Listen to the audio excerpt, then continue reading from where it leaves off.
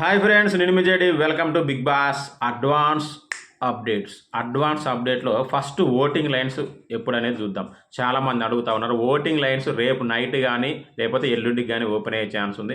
ఎందుకంటే నామినేషన్స్ ఈరోజు ఉంటాయి కానీ అంటే లేట్గా స్టార్ట్ అవుతాయి.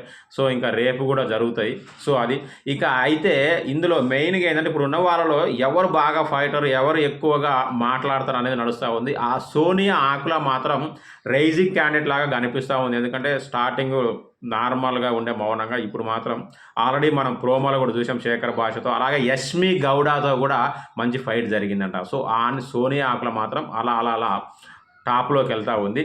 ఇక టాస్క్స్ పట్టుకొని చూద్దామని టాస్క్ జరిగింది ఈరోజు.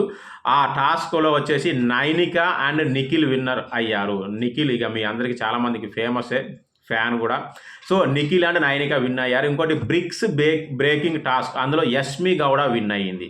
సో ప్రస్తుతానికి ఉన్న అప్డేట్స్ ఇది ఫ్రెండ్స్. అప్డేట్స్ వస్తూనే ఉంటాయి, చూస్తూనే ఉండండి. బాయ్.